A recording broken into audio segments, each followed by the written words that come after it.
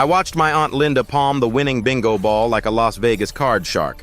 And that was the moment I realized my family's 20-year Boxing Day tradition was nothing more than a coordinated heist designed to funnel money toward the favorite grandchildren. My name is Sam, and in my family, Boxing Day bingo is treated with more reverence than the actual Christmas dinner. Every year, 50 of us gather at my grandmother's house, each chipping in $50 to a grand jackpot that usually sits around $2,500. It's supposed to be a fun way to end the holidays, but for as long as I can remember, the same 3 people always seem to win the high-value rounds. This year, I decided to pay attention. I'm a data analyst by trade, so I notice patterns that most people miss. I noticed the way my Aunt Linda, who always volunteers to be the caller, keeps the cage slightly tilted. I noticed the way my cousin Trevor, the golden boy who just happens to be Linda's son, always sits in the same corner with a stack of cards that never seem to be shuffled. The density of the suspicion in my mind was reaching a breaking point before the first ball was even drawn. I sat at the back of the room, sipping a lukewarm beer, and watched the room transform into a gambling den of resentment. My grandmother sits at the head of the table, blissfully unaware, while the inner circle of the family maneuvers themselves into the high probability zones. Linda started the game with her usual fake jolly announcement, her voice echoing off the wood-paneled walls of the basement. "All right, everyone, eyes down for the first $50 line." She has this way of smiling that doesn't reach her eyes, a predatory glint that I used to think was just holiday stress. Now, I saw it for what it was: calculation.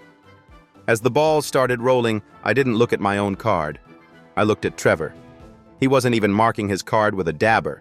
He was just staring at Linda, waiting for a signal. The first round went to Trevor's sister in record time. Then the second round went to Linda's best friend. By the time we reached the grand jackpot round, the air in the room was thick with more than just the smell of turkey leftovers and cheap tinsel. It was thick with the silent realization among the outcast cousins that we were being fleeced in our own grandmother's basement. I felt a surge of pure, unadulterated annoyance. It wasn't about the $50 I'd chipped in. It was about the fact that they were using a family holiday to conduct a low-level fraud operation. I had prepared for this, though. I had brought a small, ultraviolet marking pen, and during the snack break earlier, I had managed to mark the high-value balls in the cage while Linda was in the kitchen. I wanted to see if the balls being called actually matched the balls being drawn. I wanted to see if my family was as corrupt as I suspected. Every time Linda reached into that cage, I felt the tension in my jaw tighten. I wasn't just playing a game. I was conducting an audit of my family's integrity. I saw Trevor lean back, a smug expression on his face, already counting the money in his head. He's 30 years old and still lives on an allowance from Linda, and this bingo jackpot was clearly his bonus for the year. The hypocrisy of them calling this a charity game for the family made my blood boil. I watched Linda's hand disappear into the cage for the final round, and I knew that the next 10 minutes would either confirm my darkest thoughts or prove me a cynic. I chose to bet on the corruption. The final round for the $2,500 jackpot was a full house game. The room went silent, the kind of silence that usually precedes a disaster. Linda started calling the numbers with a rhythmic, hypnotic cadence. B12, I24, 068. I watched Trevor. He was marking his card with lightning speed, his hand never wavering. He was 3 numbers away from a full house within 2 minutes. It was statistically impossible, a standard deviation so wide you could drive a truck through it. I pulled out my small UV flashlight, keeping it concealed under my napkin. As Linda called G52, I flashed the light toward the table where the called balls were being placed. The ball labeled G52 didn't have my mark. I looked into the cage. My marked G52 was still spinning at the bottom. She wasn't calling the balls she was pulling. She was reading numbers off a winning card she had given to Trevor beforehand. She was literally pulling a ball, looking at it, and then announcing a completely different number that Trevor needed. The sheer ballsy entitlement of it was staggering. I felt a cold, forensic rage take over. I stood up, but I didn't shout. I just walked toward the caller's podium.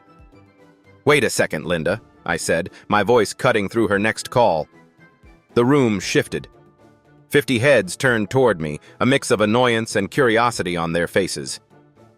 "Sam, sit down. We're in the middle of the big one," my father shouted from the back. I ignored him. I walked right up to Linda, who was clutching the cage like a shield. Her face went from festive to defensive in less than a second. "I think the cage is broken," I said, leaning in.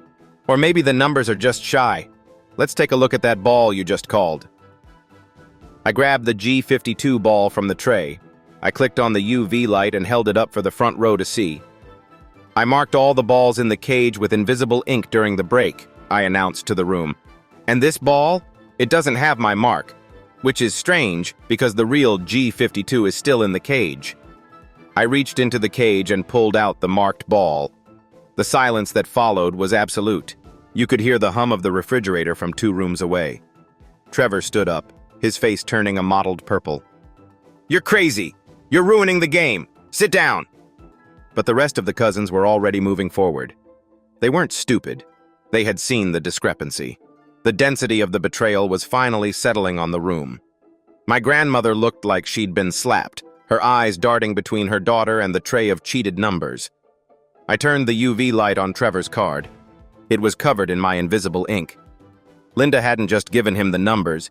She had pre-marked a card with a special chemical that she could read through tinted glasses she was wearing. It wasn't just a scam. It was a high-tech fraud operation disguised as a Boxing Day fun. The explosion that followed was like nothing I've ever seen. My cousins, many of whom are struggling with student loans or rising rent, didn't just get mad. They got vengeful.